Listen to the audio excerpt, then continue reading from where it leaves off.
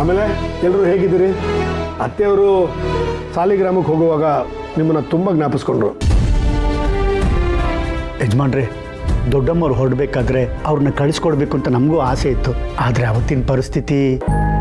ಹೌದು ಯಜಮಾನ್ರೆ, ಅವತ್ತಿನ ದಿನ ಇಲ್ಲೇನು ನಡೀತಿತ್ತು ಅಂತಲೇ ನಮಗೆ ಗೊತ್ತಾಗ್ತಿರ್ಲಿಲ್ಲ. ಏನೇ ಆದರೂ ಒಳ್ಳೇದಕ್ಕೆ ಅನ್ನೋ ಮಾತು ನಿಜ ಆಯಿತು ಆ ದೇವ್ರ ದಯದಿಂದ. ದೇವತೆ ಅಂತ ಶ್ರಾವಣಿಯಮ್ಮ ನಮ್ಮ ಮನೆಗೆ ಸೊಸೆಯಾಗಿ ಬಂದರು. ಅಯ್ಯೋಯ್ಯೋಯ್ಯೋಯ್ಯೋಯ್ಯೋ, ಏನು ವಿನಯ, ಏನು ನಯ. ದೊಡ್ಡ ಮನೆ ಮಗಳು ಅಂದ್ರೆ ಇನ್ ಸುಮ್ಮನೆನಾ? ಎಂಥ ದೊಡ್ಡ ಗುಣ, ಅದೇನು ಶಿಸ್ತು. ಅಂತ ಮಾಣಿಕ್ಯನ ನಮ್ಮನೆ ಸೊಸೆಯಾಗಿ ಮಾಡ್ಕೊಟ್ಟಿದ್ದೀರಲ್ಲ, ನಿಮಗೆ ಶರಣು ಶರಣ ಅಂತ ಬರ್ತೀನಿ. ಆಯ್ತು ಬಿಡಿ, ಆಯ್ತು ಆಯ್ತು. ಹೌದು ಯಜಮಾನ್ರೆ, ಶ್ರಾವಣಿ ಮೇಡಮ್ ಅವ್ರು ನಾವು ತುಂಬ ತಪ್ಪು ತಿಳ್ಕೊಂಡ್ಬಿಟ್ಟಿದ್ವಿ. ಆದರೆ ಅವ್ರ ಒಳ್ಳೆ ಗುಣ ನಮ್ಮ ತಿಳುವಳಿಕೆನ ಸರಿ ಮಾಡಿಬಿಡ್ತು.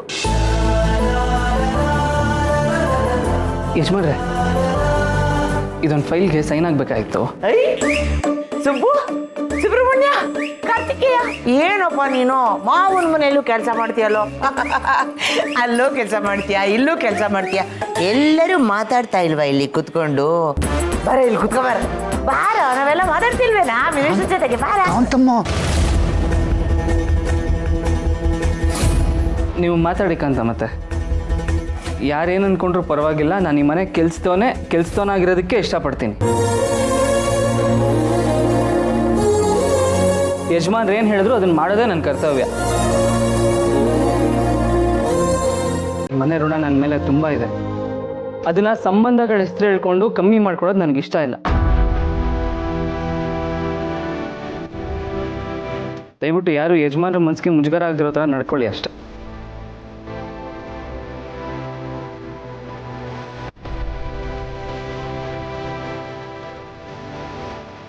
ಸಾರಿ ಯಜಮಾನ್ರೆ.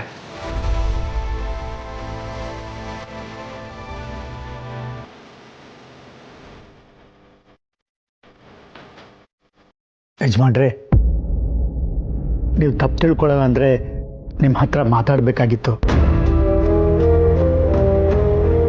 ಅದಕ್ಕೆ ಮೀನಾಮೇಷ ಎಣಿಸ್ತಾ ಇದ್ದೀರಾ? ಮಾತಾಡಿ. ಅದು ಬನ್ನಿ.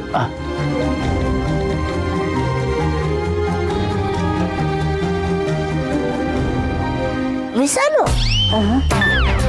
ಈ ಮನೆ ಯಜಮಾನ್ರ ಜೊತೆಗೆ ಮಾತಾಡುವಂಥ ವಿಷಯ ನಿಮ್ಮ ಯಜಮಾನ್ರಿಗೆ ಏನಿದೆಯೇ? ಅದೇ ನನಗೂ ಗೊತ್ತಿಲ್ಲ. ಗೊತ್ತಿಲ್ವಾ?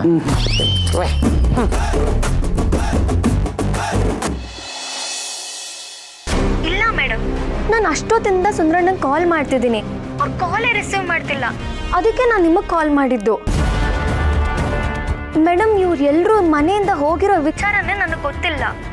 ನಾನು ಇಲ್ಲಿ ಬಂದಮೇಲೆ ನನಗೂ ಗೊತ್ತಾಗಿದ್ದು ಮನೇಲಿ ಯಾರೂ ಇಲ್ಲ ಅಂತ. ಅಲ್ಲ ಮೇಡಮ್, ಸುಂದರಣ್ಣ ಇದೇ ಮನೇಲೇ ಇರ್ತಾ ಇರ್ತಾನೆ. ಇಲ್ಲಿ ಏನ ನಡೆದ್ರು ಅವ್ರಿಗೆಲ್ಲ ವಿಚಾರನೂ ಗೊತ್ತಾಗುತ್ತೆ ಅಲ್ವಾ? ನಿಮಗಾದ್ರೂ ಒಂದು ಇನ್ಫಾರ್ಮೇಶನ್ ಕೊಡಬೇಕಲ್ವಾ ಮೇಡಮ್ ಅವರು? ಸರಿ ಶ್ರೀವಲ್ಲಿ, ಅದನ್ನು ನಾನು ವಿಚಾರಿಸ್ಕೋತೀನಿ. ನಿನಗೆ ಆಮೇಲೆ ಕಾಲ್ ಮಾಡಿ. ಸರಿ ಮೇಡಮ್, ಹಾಗೆ ಆಗಲಿ.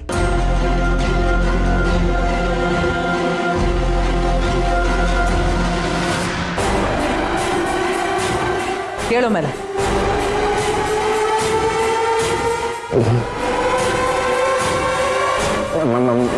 ಮೇಡಮ್, ನಿಮ್ಮ ಮೇಲೆ ಆಣೆ ಮಾಡಿ ಹೇಳ್ತೀನಿ ಮೇಡಮ್. ನನಗೆ ಈ ವಿಷಯ ಗೊತ್ತೇ ಇರಲ್ಲ ಮೇಡಮ್. ನನ್ನ ಪಾಡಿಗೆ ನನ್ನ ಕೆಲಸಕ್ಕೆ ಅಂತ ಬಂದೆ ಮೇಡಮ್. ಆಮೇಲೆ ನೋಡಿದ್ರೆ ಅವರೆಲ್ಲರೂ ಇಲ್ಲಿ ಬಂದುಬಿಡ್ತಾರೆ. ಅವ್ರು ಇಲ್ಲಿ ಬರೋ ವಿಷಯ ನನಗೆ ಗೊತ್ತೇ ಇರಲಿಲ್ಲ ಮೇಡಮ್. ಗೊತ್ತಿದ್ದಿದ್ರೆ ನಾನು ನಿಮ್ಗೆ ಹೇಳ್ತಾ ಇರಲಿಲ್ಲ ಮೇಡಮ್. ನಿಯತ್ನಲ್ಲಿ ನಾಯಿನ ಮೀರಿಸ್ಬೇಕು ಅಂತ ಪ್ರಮಾಣ ಮಾಡ್ದವನು ಮೇಡಮ್ ನಾನು. ಹತ್ತದ್ರಲ್ಲಿ ನಾನು ನಿಮಗೆ ಬಂದು ಹೇಳ್ತಾ ಇರಲಿಲ್ಲ ಮೇಡಮ್. ಮನೆಗೆ ಯಾರು ಬಂದರೆ ನಾಯಿ ಹೇಗೆ ಬೊಗಳುತ್ತೋ ಅದೇ ಥರ ನಮ್ಮ ಮನೆಯವರನ್ನಾರ ಇಲ್ಲಿ ಬರೋ ವಿಷಯ ಗೊತ್ತಿದ್ರೆ ನಾನು ಬಂದು ನಿಮ್ಮ ಮುಂದೆ ಬೊಗಳ್ತಾ ಇರಲಿಲ್ಲ ಮೇಡಮ್. ಅಂದರೆ ನಿಮ್ಮ ಮುಂದೆ ಬಂದು ಎಲ್ಲವನ್ನು ವರದಿ ಒಪ್ಪಿಸ್ತಾ ಇದ್ನಲ್ಲ ಅಂತ ಹೇಳಿದೆ ಮೇಡಮ್. ಏನು ಮಾಡಿದೀಗ ಮನೆಯವರೆಲ್ಲ ಇಲ್ಲಿಗೆ ಬಂದುಬಿಟ್ಟಿದ್ದಾರೆ. ಇದ್ದಕ್ಕಿದ್ದಾಗೆ ಅವರೆಲ್ಲ ಬಂದಾಗ ನಿಮ್ಗೆ ಎಷ್ಟು ಶಾಕ್ ಆಯಿತು ಮೇಡಮ್, ನನಗೂ ಅಷ್ಟೇ ಶಾಕ್ ಆಗಿದೆ ಮೇಡಮ್. ಆದರೂ ಪರವಾಗಿಲ್ಲ. ಏನು ಗೊತ್ತಾ, ಶ್ರಾವಣಿ ಇನ್ನೂ ನಮ್ಗೆ ಹೇಳಲ್ಲ ಮೇಡಮ್. ಎಲ್ಲ ಒಳ್ಳೊಳಗೆ ಅವಳೇ ಪ್ಲ್ಯಾನ್ ಮಾಡ್ತಾಳೆ ಸೀಕ್ರೆಟಾಗಿ. ಆದರೂ ಈಗೇನು ಪ್ರಾಬ್ಲಮ್ ಇಲ್ಲ ಬಿಡಿ ಮೇಡಮ್. ಏನು ಹೇಳ್ತಿದ್ಯಾ ನೀನು? ಮೇಡಮ್, ಶತ್ರುಗಳು ದೂರ ಇರೋದಕ್ಕಿಂತ ಹತ್ರ ಇದ್ರೆ ಒಳ್ಳೇದಲ್ವಾ ಮೇಡಮ್? ಅವ್ರ ಮುಂದೆ ಏನು ಪ್ಲಾನ್ ಮಾಡ್ತಾರೆ ಅಂತ ಮುಂಚೆನೇ ನಾವು ತಿಳ್ಕೊಂಡು ನಾವು ಬೇರೆನೇ ಪ್ಲಾನ್ ಮಾಡ್ಬೋದಲ್ವಾ ಮೇಡಮ್?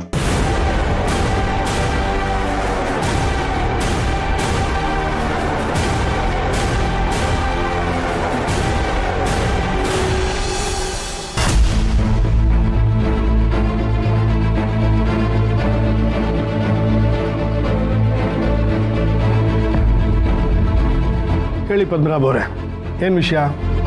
ಯಜಮಾನ್ರೆ, ನಿಮ್ಮ ಹತ್ರ ಹೇಗೆ ಮಾತಾಡಬೇಕು ಅಂತ ಗೊತ್ತಾಗ್ತಿಲ್ಲ. ನನ್ನ ಹತ್ರ ಹೇಳ್ಕೊಳಕ್ಕೆ ಏನು ಮುಜುಗರ? ಎಷ್ಟೋ ವರ್ಷಗಳ ಹಿಂದೆ ನಾವಿಬ್ಬರು ದೊಡ್ಡ ಮನೆಗೆ ಕೆಲಸ ಮಾಡಿದವರು. ನಮ್ಮ ಸಂಬಂಧನೂ ಬೆಳೀತು. ಹಾಗೆ ಈಗ ವಿಧಿ ಆಟದಿಂದ ನೀವು ದೊಡ್ಡ ಮನೆ ಸಂಬಂಧನೂ ಮಾಡಿದ್ದೀರಿ. ನನ್ನ ಹತ್ರ ಹೇಳ್ಕೊಳಕ್ಕೆ ಮುಜುಗರನ? ನೀವು ಯಾವುದೇ ವಿಷಯ ಆದರೂ ಮುಚ್ಚು ಮರೆ ಇಲ್ಲದೆ ನನ್ನ ಹತ್ರ ಹೇಳ್ಕೊಬೋದು. ಅದು ನಿಮ್ಮ ದೊಡ್ಡ ಗುಣ ಯಜಮಾನ್ರೆ. ಅವತ್ತು ಪ್ರೆಸ್ ಕಾನ್ಫರೆನ್ಸ್ ಆದಮೇಲೆ ಇವತ್ತೇ ನಿಮ್ಮನ್ನು ಭೇಟಿ ಮಾಡ್ತಾ ಇರೋದು. ದೊಡ್ಡಮ್ಮವ್ರ ಮನೇಲಿದ್ದಾಗಲೂ ನಾನು ಬಂದು ನೋಡೋಕ್ಕಾಗಲಿಲ್ಲ. ಒಂಥರ ಆತಂಕ, ನಮ್ಮಿಂದ ಏನಾದರೂ ತಪ್ಪಾಗಿದೆಯೋ ಅಂತ ಭಾವನೆ. ಇದನ್ನೆಲ್ಲ ಮನಸ್ಸಲ್ಲಿ ಇಟ್ಕೊಂಡು ತುಂಬ ಕೊರಗಿದ್ದೀನಿ ಯಜಮಾನ್ರೆ. ನನಗೆ ಅರ್ಥ ಆಗುತ್ತೆ ಪದ್ಮನಾಭ ಅವರೇ. ನಡೆದಿದ್ದು ನನ್ನ ಗಮನಕ್ಕೂ ಬಂದಿಲ್ಲ, ನಿಮ್ಮ ಗಮನಕ್ಕೂ ಬಂದಿಲ್ಲ ಅಂತ ನನಗೆ ಚೆನ್ನಾಗಿ ಗೊತ್ತು. ಯಾರದೇ ತಪ್ಪಾದರೂ ಎತ್ತೋರು ತಾನೇ ತಲೆ ತಗ್ಸ್ಬೇಕು? ಅಯ್ಯೋ ಇಲ್ಲ ಯಜಮಾನ್ರೆ, ಶ್ರಾವಣಿ ಅಮ್ಮವ್ರು ನಾವು ತಲೆ ತಗ್ಸೋಂಥ ಕೆಲಸ ಏನೂ ಮಾಡಿಲ್ಲ. ಅವ್ರು ನಮ್ಮ ಮನೆಗೆ ಬಂದಿದ್ದು ಏನಾದರೂ ನಮ್ಗೆ ತೊಂದರೆ ಆಯಿತು ಅಂತ ಹೇಳಿದ್ರೆ ನಮ್ಮ ಬಾಯಿಗೆ ಹುಳ ಬೀಳುತ್ತೆ ಯಜಮಾನ್ರೆ. ನನ್ನ ಹೆಂಡತಿ ಹೇಳಿದಾಗೆ ಅವರು ದೇವತೆ ಯಜಮಾನ್ರೆ. ಸ್ವಲ್ಪನೂ ಸ್ವಾರ್ಥ ಇಲ್ಲದೆ, ಬೇರೆ ಯಾವುದೇ ಯೋಚನೆ ಮಾಡದೆ ತುಂಬ ಮನಸ್ಸಿನಿಂದ ಅವ್ರು ನಮ್ಮ ಮನೆಗೆ ತುಂಬಿಸ್ಕೊಂಡಿದ್ದೀವಿ ಯಜಮಾನ್ರೆ. ದೊಡ್ಡ ಮನೆ ಉಪ್ಪು ತಿಂದು ಬೆಳೆದಿರೋ ನಾನು, ನನ್ನ ಮಗನು ನಿಮ್ಮ ಮನೆ ಋಣದಲ್ಲೇ ಇರೋನು. ಹೀಗೆಲ್ಲ ಇರುವಾಗ ಈ ಮನೆ ಮಹಾಲಕ್ಷ್ಮಿನ ನಮ್ಮ ಮನೆ ಸೊಸೆ ಅಂತ ಹೇಳ್ಕೊಳ್ಳೋಕ್ಕೆ ದೊಡ್ಡ ವಿಷಯ ಯಜಮಾನ್ರೆ. ಶ್ರಾವಣಿ ಅಮ್ಮವರು ದುಡುಕಿ ಇಂಥ ನಿರ್ಧಾರ ತಗೊಂಡ್ಬಿಟ್ಟಿದ್ದಾರೆ. ಅದರಿಂದ ನಿಮ್ಮ ಮನಸ್ಸಿಗೆ ಎಷ್ಟು ನೋವಾಗಿದೆ ಅಂತ ನನಗೆ ಗೊತ್ತು ಯಜಮಾನ್ರೆ. ಅದಕ್ಕೆ ಶ್ರಾವಣಿ ಅಮ್ಮವರಿಂದಾಗಲಿ, ಸುಬ್ಬುಯಿಂದಾಗಲಿ, ಈ ಮದುವೆಯಿಂದಾಗಲಿ ನಿಮ್ಮ ಮನಸ್ಸಿಗಾಗಿರೋ ನೋವಿಗೆ ನಾನು ಕ್ಷಮೆ ಕೇಳ್ತೀನಿ ಯಜಮಾನ್ರೆ. ದಯವಿಟ್ಟು ನನಗೆ ಕ್ಷಮಿಸ್ಬಿಡಿ. ಏನು ಮಾಡ್ತಾ ಇದ್ದೀರಾ ಪದ್ಮನಾಭ ಅವರೇ? ಹೇಳಿ. ಇಲ್ಲ ಯಜಮಾನ್ರೆ, ಖಂಡಿತ ಮದುವೆ ಬಗ್ಗೆ ನಮಗೆ ಗೊತ್ತಿರಲಿಲ್ಲ. ನೀವು ಹೇಳಿದಾಗೆ ಆ ವಿಧಿ ಆಡಿಸಿದ ಆಟ ಇದು. ಭಗವಂತ ಯಾರ ಹಣೆಯಲ್ಲಿ ಯಾರ ಹೆಸರು ಬರೆದಿತ್ತಂತ ಹೇಗೆ ಗೊತ್ತಾಗುತ್ತೆ ಯಜಮಾನ್ರೆ? ದಯವಿಟ್ಟು ಮಕ್ಕಳ ಮೇಲೆ ಯಾವುದೇ ಕೋಪ ಇಟ್ಕೋಬೇಡಿ, ನಮ್ಮ ಬಗ್ಗೆ ಅನುಮಾನ ಇಟ್ಕೋಬೇಡಿ. ನಮ್ಮನ್ನು ಕ್ಷಮಿಸ್ಬಿಡಿ ಯಜಮಾನ್ರೆ, ನಮ್ಮನ್ನು ಕ್ಷಮಿಸ್ಬಿಡಿ. ಏನು ಮಾಡ್ತಾ ಇದ್ದೀರಾ ಪದ್ಮನಾಭ ಅವರೇ? ಹೇಳಿ, ಎದ್ದೇಳಿ. ಮಾವ ಮಾವ ಮಾವ ಎತ್ತೇಳಿ, ಮಾವ ಮಾವ ಎತ್ತೇಳಿ. ಯಾಕೆ ಕಾಲಕ್ಕೆ ಬಿದ್ದು ಕ್ಷಮೆ ಕೇಳ್ತಿದ್ದೀರಾ? ಕಾಲಕ್ಕೆ ಬಿದ್ದು ಕ್ಷಮೆ ಕೇಳೋ ಅಂತ ತಪ್ಪು ಏನ್ ಮಾಡಿದ್ದೀರಾ ಮಾವ ನೀವು? ಈಗ ಆಗಿರೋದ್ರಲ್ಲಿ ನಿಮ್ ತಪ್ಪಾದ್ರೂ ಏನಿದೆ? ಅದು ಹಾಗಲ್ಲ ಶ್ರಾವಣಿಯಮ್ಮ, ನೀವು ಈಗಷ್ಟೇ ನಮ್ಮನ್ನು ನೋಡ್ತಾ ಇರೋದು. ನಾನು ಯಜಮಾನ್ರು ತುಂಬ ವರ್ಷದಿಂದ ದೊಡ್ಡ ಮನೇಲಿ ದುಡ್ದವರು. ನಮಗೆ ಗೊತ್ತಿದ್ದೋ ಗೊತ್ತಿಲ್ಲದೇನೋ ದೊಡ್ಡ ಮನೆ ವಿರುದ್ಧವಾಗಿ ಒಂದು ಚಿಕ್ಕ ತಪ್ಪಾದರೂ ಅದು ದೊಡ್ಡ ಅಪರಾಧನೇ ಅಂತ ಅನಿಸ್ಬಿಡುತ್ತಮ್ಮ. ಅದಕ್ಕೆ ಯಜಮಾನ್ರ ಕಾಲಿಗೆ ಬಿದ್ದು ಕ್ಷಮೆ ಕೇಳೋವರೆಗೂ ಮನಸ್ಸಿಗೆ ಒಂಥರ ಕೊರಗು, ಒಂಥರ ಹಿಂಸೆ ಆಗ್ತಿತ್ತಮ್ಮ. ನೀವು ಇದ್ರ ಬಗ್ಗೆ ತಲೆ ಕೆಡಿಸ್ಕೊಬೇಡಿ ಅಮ್ಮ, ನೀವು ಹೋಗಿ ಹೋಗಿ. ಇಲ್ಲ ಮಾವ, ದಯವಿಟ್ಟು ಹೀಗೆಲ್ಲ ಮಾತಾಡಬೇಡಿ. ಯಾವ ತಪ್ಪು ಮಾಡಿದೆ ನೀವು ಹೀಗೆಲ್ಲ ಮಾಡಿದ್ರೆ ನನಗೆ ಇಷ್ಟ ಆಗಲ್ಲ. ಅದು ನನ್ನ ಮಾವನ ಬಗ್ಗೆ ನನಗೆ ತುಂಬ ಹೆಮ್ಮೆ ಇದೆ. ಅವ್ರ ವ್ಯಕ್ತಿತ್ವ ಎಂಥದ್ದು ಅಂತ ನನಗೆ ಚೆನ್ನಾಗಿ ಗೊತ್ತಿದೆ. ನೀವು ದೊಡ್ಡ ಮನೆ ಸೇವೆ ಮಾಡಿದ್ದೀರಾ ನಿಜ, ಆದರೆ ನಿಮ್ಮ ದೊಡ್ಡ ಗುಣ ಎಂಥದ್ದು ಅಂತ ನನಗೆ ಚೆನ್ನಾಗಿ ಗೊತ್ತಿದೆ. ಮಾವ, ನೀವೀಗ ಬರೀ ಅನಂತ ಪದ್ಮನಾಭ ಮಾತ್ರ ಅಲ್ಲ, ಸಾಲಿಗ್ರಾಮದ ಗಂಗಾಧರ ಮೂರ್ತಿಗಳ ಏಕೈಕ ಮೊಮ್ಮಗಳ ಮಾವ ನೀವು. ಶ್ರಾವಣಿ ಪ್ರಾಣಕ್ಕಿಂತ ಹೆಚ್ಚಾಗಿ ಪ್ರೀತಿಸ್ತಿರೋ ಸುಬ್ರಹ್ಮಣ್ಯನ ಅಪ್ಪ ನೀವು. ಈ ರಾಜ್ಯದ ರಾಜಕಾರಣದಲ್ಲಿ ಒಂದೇ ಒಂದು ಕಪ್ಪು ಚುಕ್ಕೆನೂ ಇಲ್ಲದೆ ನ್ಯಾಯ ನೀತಿನೇ ದೇವ್ರು ಅಂತ ಆಡಳಿತ ಮಾಡ್ತಿರೋ ವಿದ್ಯಾಮಂತ್ರಿಗಳು ವೀರೇಂದ್ರ ಸರ್ ದೇಸಾಯಿ ಅವ್ರ ಬೀಗ್ರು ನೀವು. ನೀವು ಈ ರೀತಿ ಕಾಲಿಗೆ ಬಿದ್ದು ಕ್ಷಮೆ ಕೇಳೋದ ಮಾವ? ನೀವು ಈ ಥರ ಎಲ್ಲ ನಡ್ಕೊಂಡ್ರೆ ನಾನೀಗ ಹೇಳಿರೋ ಯಾರ ಹೆಸರಿಗೂ ಶೋಭೆ ತರುವಂಥದ್ದಲ್ಲ ಮಾವ. ದಯವಿಟ್ಟು ಇನ್ನು ಮುಂದೆ ಹೀಗೆಲ್ಲ ನಡ್ಕೋಬೇಡಿ.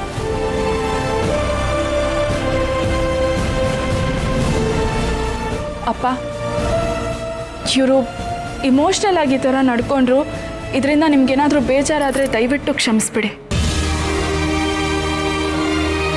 ಆದರೆ ಒಂದು ಮಾತಂತೂ ನಿಜ ಅಪ್ಪ, ನಾನು ಇವ್ರ ಮಗನ್ನ ಮದುವೆ ಆಗಿರೋದು ನನ್ನ ಜೀವನದಲ್ಲೇ ನಾನು ತಗೊಂಡಿರೋ ಒಳ್ಳೆ ನಿರ್ಧಾರ ಅಂತ ನನಗನ್ಸುತ್ತೆ. ನಾನು ಮದುವೆ ಆಗಿದ್ದ ರೀತಿ ತಪ್ಪಾಗಿರಬಹುದು, ಆದರೆ ನಾನು ಮದುವೆ ಆಗಿದ್ದು ತಪ್ಪಲ್ಲ ಅಪ್ಪ. ಹಾಗಂತ ನನ್ನ ಮನ್ಸಿಗೆ ನಂಬಿಕೆ ಇದೆ. ನನ್ನ ಮನೆಯವ್ರ ಬಗ್ಗೆ ನನಗೆ ಹೆಮ್ಮೆ ಇದೆ.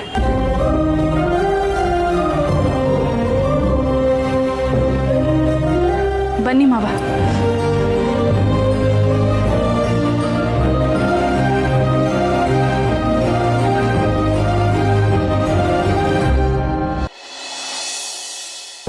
ತಂದೆ ತಾಯಿ ಸಂಬಂಧದ ಬಗ್ಗೆ ಮಾತಾಡ್ತಾಳೆ.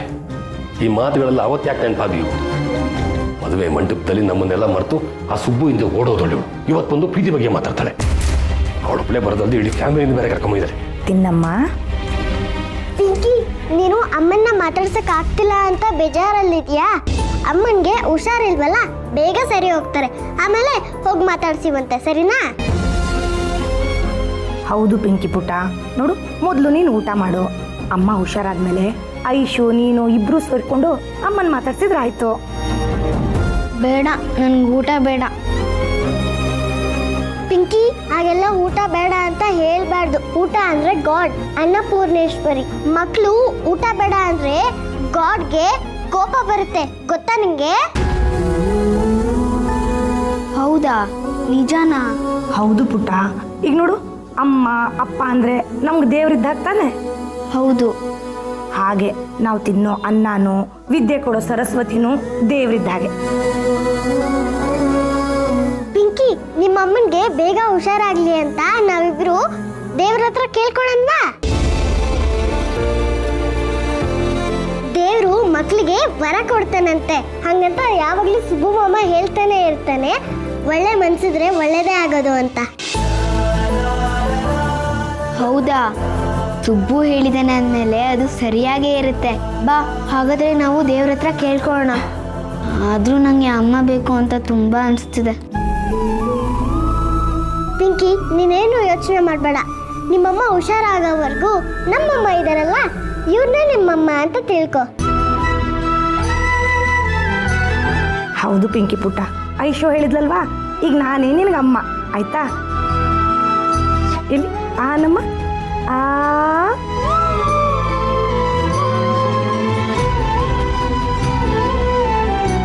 ಈಗ ನೀನೊಂದು ತುತ್ತು ಆನು, ಮತ್ತೆ ಈಗ ನೀನು ತುತ್ತು.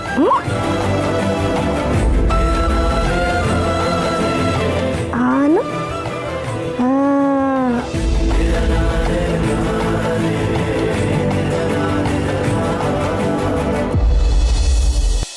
ವಾಟ್ ಈಸ್ ದಿಸ್ ಮಾ? ಆ ಭಿಕಾರಿಗಳೆಲ್ಲ ಮನೆಗೆ ಬಂದು ಒಕ್ಕರ್ಸ್ಕೊಂಡಿದಾರಲ್ಲ, ಮನೆಗೆ ಬರಬೇಡಿ ಅಂತ ಹೇಳ್ಬೇಕಲ್ವಾ? ಅವ್ರನ್ನೆಲ್ಲ ನೋಡ್ಕೊಂಡು ಹೇಗೆ ಸಹಿಸ್ಕೊಂಡಿದ್ಯಮ್ಮ? ಒಬ್ಬೊಬ್ರು ನೋಡಿದ್ರು ಕತ್ತಿಡ್ದು ಆಚೆ ಹಾಕೋಣ ಅಂತ ಅನ್ನಿಸ್ತಾ ಇದೆ. ಏನು ಮಾಡಲಿ ಮ್ಯಾಲಿ, ಇದು ಯಾವುದು ನನ್ನ ಕೈಯಲ್ಲಿ ಇಲ್ವಲ್ಲ. ವೀರು ಬೇರೆ ಇದು ಶ್ರಾವಣಿ ಮನೆ ಅಂತ ಹೇಳ್ತಿದ್ದಾನೆ. ಅದು ಕೇಳಿಸ್ಕೊತಿದ್ದ ಹಾಗೆ ನನಗೆ ರಕ್ತ ಎಲ್ಲ ಕುದೀತಾ ಇತ್ತು. ನೀನು ಅವಳಿಗೆ ಮದುವೆ ಆಗಿದ್ರೆ ಈ ಆಸ್ತಿಗೆಲ್ಲ ನೀನು ವಾರಸ್ದಾರ ಆಗ್ತಿದೆ. ಆದರೆ ಈಗ ಇದು ಅವಳ ಮನೆ, ನಾವು ಹೊರಗಿನವ್ರಂತ. ಮಮ್, ಹಾಗಾದ್ರೆ ಶ್ರಾವಣಿ ನಮ್ಮಿಬ್ರನ್ನ ಆಚೆ ಹಾಕ್ಬೇಕು ಅಂತ ಪ್ಲಾನ್ ಮಾಡ್ತೀಯಲ್ಲ? ಇಲ್ಲ, ಅದೆಲ್ಲ ಸಾಧ್ಯ ಇಲ್ಲ. ವೀರು ಇರೋವರೆಗೂ ನಮ್ಮನ್ನು ನೇರವಾಗಿ ಎದುರಿಸಕ್ಕೆ ಸಾಧ್ಯನೇ ಇಲ್ಲ. ಈಗ ವೀರುನೇ ನಮಗೆ ಕಾವಲು. ಅದೆಲ್ಲ ಸರಿ ಮಾ, ಆದರೆ ಈ ಚೀಪ್ ಮೆಂಟಾಲಿಟಿ ಇರೋ ಜನಗಳನ್ನ ಹೇಗೆ ಟಾಲರೇಟ್ ಮಾಡೋದು? ಅವ್ರ ಮಾತು, ಅವ್ರ ಬಿಹೇವಿಯರು ಎಲ್ಲದು ಇರಿಟೇಟ್ ಆಗ್ತಿದೆ ನನಗೆ. ಮಾಡಿ ನನ್ನದೇ ಈ ಮೇಡಮ್ ಅವರೇ, ನೀನು ಯಾಕೆ ಇಲ್ಲಿಗೆ ಬಂದಿದ್ಯಾ? ನಿನಗೇನು ಕೆಲಸ ಇಲ್ಲಿ? ಇದು ನಿಮ್ಮ ರೂಮಾ? ಓ, ಅವತ್ತು ರಾತ್ರಿ ಬಂದಿದ್ದಲ್ಲ ನಿಮ್ಮ ರೂಮ್ ಅಂತ ಗೊತ್ತೇ ಆಗಲಿಲ್ಲ. ಕತ್ಲಲ್ಲಿ ನೈಟನ್ನು ಬಿಟ್ಟು ಬಂದ್ಬಿಟ್ಟಿದೆ. ಮೇಡಮರೇ, ನೀವೇನೇ ಹೇಳಿ, ನಿಮ್ಮ ಮನೆ ಒಂಥರ ಮ್ಯೂಸಿಯಂ ಥರ. ಎಷ್ಟು ಸಲ ನೋಡಿದ್ರು ಮತ್ತೆ ಮತ್ತೆ ನೋಡೋಣ ಅನ್ನಿಸ್ತಿರುತ್ತೆ. ಅದಕ್ಕೆ ಹಾಗೇ ಒಂದು ರೌಂಡ್ ಬಂದೆ. ಇದು ನಿಮ್ಮ ರೂಮು ಅಂತ ಗೊತ್ತಾಯ್ತು. ಈ ರೀತಿ ಕಂಡು ಕಡೆ ನುಗ್ಗೋರಿಗೆ ಜನ ಏನಂತಾರೆ ಗೊತ್ತಾ? ಜನ ಏನಂತಾರೋ ಅಂತ ತಲೆ ಕೆಡ್ಸ್ಕೊಂತ ಕೂತ್ರೆ ನಮ್ಮ ಜೀವನ ನಡಿಬೇಕಲ್ಲ ಮೇಡಮರೇ. ನೋಡಿ ಮೇಡಮರೇ, ಹೊಟ್ಟೆ ತುಂಬ ಊಟ ಮಾಡ್ಬಿಟ್ಟಲ್ಲ, ಈ ಉಳಿತಾಗ ಬೇರೆ. ಅದಕ್ಕೆ 4 ಹೆಜ್ಜೆ ನಡೆದ್ರೆ ಮೇಡಮರೇ ಆರೋಗ್ಯ ಚೆನ್ನಾಗಿರುತ್ತೆ. ನೀವು 4 ಹೆಜ್ಜೆ ನಡೆಯೋದನ್ನು ಕಲೀರಿ. ರೀ, ನಿಮಗೆ ಸ್ವಲ್ಪನೂ ಮ್ಯಾನರ್ಸ್ ಇಲ್ವಾ? ಈ ರೀತಿ ಹೇಳ್ದೆ ಕೇಳ್ದೆ ಇನ್ನೊಬ್ರು ರೂಮ್ಗೆ ನುಗ್ಬಾರ್ದಂತ ಗೊತ್ತಿಲ್ವಾ? ಮ್ಯಾನರ್ಸು ಚೂರುಪರು ಇತ್ತೇನಪ್ಪ, ಆದರೆ ನಾನು ಬೇಗ ಊಟ ಮಾಡ್ಬಿಡ್ತೀನಲ್ಲ, ಅದು ಊಟದ ಜೊತೆಗೆ ಜೀರ್ಣ ಆಗ್ಬಿಡುತ್ತೆ. ನೀವು ಲೇಟಾಗಿ ಊಟ ಮಾಡ್ತೀರಲ್ಲ, ಅದಕ್ಕೆ ನಿಮ್ಗೆ ಲೇಟಾಗಿ ಜೀರ್ಣ ಆಗುತ್ತೆ. ಮ್ಯಾನರ್ಸು. ಸ್ವಲ್ಪ ಹೊರಗಡೆ ಹೋಗ್ತೀರಾ? ನಮಗೇನೋ ಮಾತಾಡೋಕ್ಕಿದೆ. ಅಯ್ಯೋ, ಒಳ್ಳೆ ಕತೆ ಆಯ್ತಲ್ಲ. ಬಪ್ಪ ಇಲ್ಲೊಂಚೂರು. ಅಲ್ಲ ಮೇಡಮರೇ, ಅದು ನೋಡಿ, ನಾವೆಲ್ಲ ಈಗ ಒಂದೇ ಬಳ್ಳಿಯ ಹೂಗಳ ಥರ ಸಂಬಂಧಿಕರು. ಅದೇನು ಮಾತಾಡಬೇಕು ಅಂತಿದ್ದೀರೋ ನನ್ನ ಜೊತೆಗೆ ಮಾತಾಡಿ, ನಾನು ಕೇಳಿಸ್ಕೊತೀನಿ. ಒಳ್ಳೆ ಕತೆ ಆಯ್ತಲ್ಲ. ಏ, ನಿಮಗೆ ಹೇಳ್ತಿರೋದು ಅರ್ಥ ಆಗ್ತಿಲ್ವಾ? ನಾನು ಮತ್ತೆ ನಮ್ಮಮ್ಮ ಏನೋ ಇಂಪಾರ್ಟೆಂಟ್ ಮಾತಾಡಬೇಕು. ಹೊರಟೋಗೆ. ಏನು ಮೇಡಮರೇ, ನಿಮ್ಮ ಮಗನಿಗೆ ಸಂಸ್ಕಾರ ಅನ್ನೋದು ಏನು ಕಲಿಸೇ ಇಲ್ವೇ? ಮೂಗಿನ ತುದಿಲೇ ಕೋಪ ಇದೆ ನೋಡಿ. ಇಷ್ಟು ಕೋಪ ಇದ್ರೆ ಹುಡುಗಿರು ಸಿಗೋದು ಸ್ವಲ್ಪ ಕಷ್ಟ. ಆದಷ್ಟು ಬೇಗ ನಿಮ್ಮ ಮಗನ ಮೂಗಿಗೆ ದಾರ ಹಾಕಿ ಹಿಡಿತದಲ್ಲಿ ಹಿಡ್ಕೊಳ್ಳೋ ಅಂತ ಹುಡುಗಿನ ಹುಡುಕಿ. ಇಲ್ಲಾಂದ್ರೆ ಕಷ್ಟ ಆಗುತ್ತೆ. ಮ್ಯಾಡಮರೇ, ಬರ್ತೀನಿ. ಈ ಕಡೆ ಹೋಗ್ಬೇಕಾ ಆ ಕಡೆ ಹೋಗ್ಬೇಕಾ ಮೇಡಮರೇ? ಯಾವ ಕಡೆನಾದ್ರೂ ಹೋಗಿ ಬಿಡಿ. ನಾನ್ಸೆನ್ಸ್.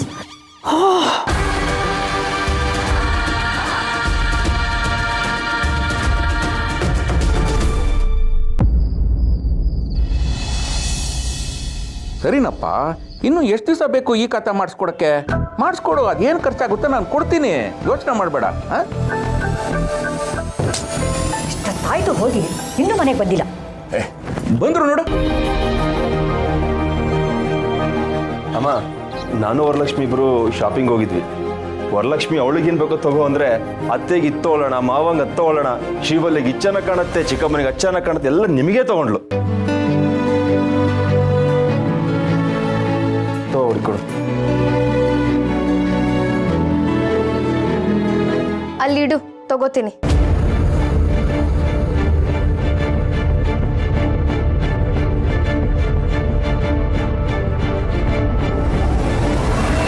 Thank you.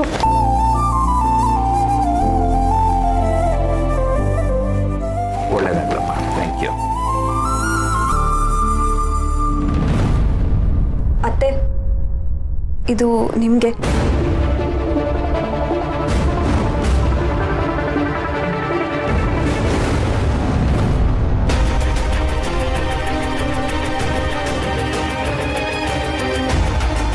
ಏನು ಇದನ್ನೆಲ್ಲ ತಂದ್ಕೊಟ್ಬಿಟ್ಟು ನನ್ನನ್ನು ಮರಳು ಮಾಡಬೇಕು ಅನ್ಕೊಂಡಿದ್ರೆ ಅದೆಲ್ಲ ಆಗಲ್ಲ, ಮರ್ತು ಬಿಡು. ಅಮ್ಮ, ಅವಳ ತಂದು ಕೊಟ್ಟಿದ್ದು ನೀವು ಮರಳು ಮಾಡಬೇಕು ಅಂತಲ್ಲ, ನಿಮ್ಮ ಮೇಲಿರೋ ಪ್ರೀತಿಗೆ. ಪ್ರೀತಿನ? ಇವಳು ಪ್ರೀತಿ ತಗೊಂಡು ನಾನೇನೋ ಮಾಡ್ಲಿ? ಇವಳು ಕೊಟ್ಟಿದ್ದಾಳಲ್ಲ ಬಟ್ಟೆ, ಇದನ್ನ ನಮ್ಮ ಮನೆ ವರ್ಷಕ್ಕೂ ಉಪಯೋಗಿಸಲ್ಲ ನಾನು.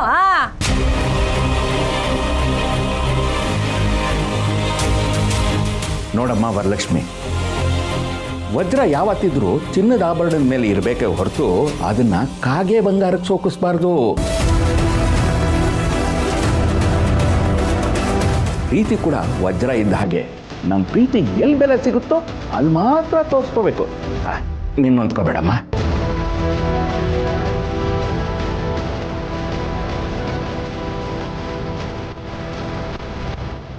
ಇವಲ್ಲಿ ಇದನ್ನ ನೀನೇ ಇಟ್ಕೋ.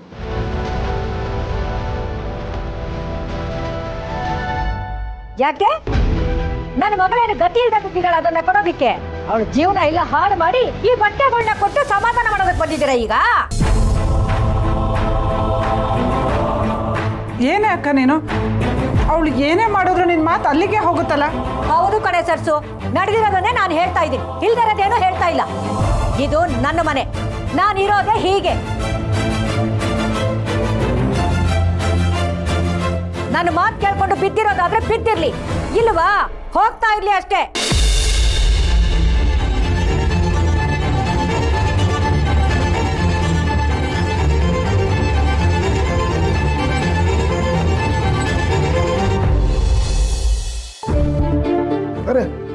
ಯಾಕೆ ಈ ಕೆಲಸ ಮಾಡ್ತಾ ಇದ್ದೀರಾ? ಕೂತ್ಕೊಂಡು ಊಟ ಮಾಡಿ. ಅಯ್ಯಯ್ಯೋ ಮಾಡಲಿ ಬಿಡಿ ಯಜಮಾನ್ರೆ, ನಾವು ನಿಮ್ಮ ಜೊತೆಲಿ ಕೂತು ಊಟ ಮಾಡೋದಕ್ಕೆ ಮುಜುಗರ ಆಗ್ತಾ ಇದೆ.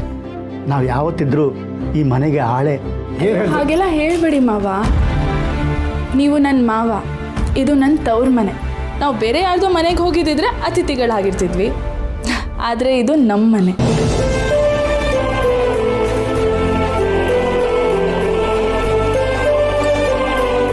ಇಲ್ಲಿ ನಾವೆಲ್ಲರೂ ಒಂದೇ. ನೀವಿಲ್ಲಿರೋವರೆಗೂ ನಿಮ್ಮ ಜವಾಬ್ದಾರಿ ನಂದು.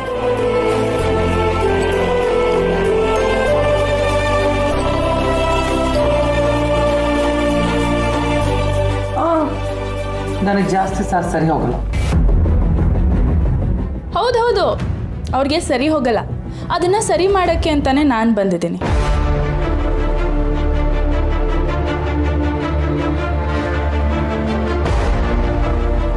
ಅತ್ತೆ, ನೀವು ಈ ಕಡೆ ಬನ್ನಿ, ನಾನು ಬಡಿಸ್ತೀನಿ.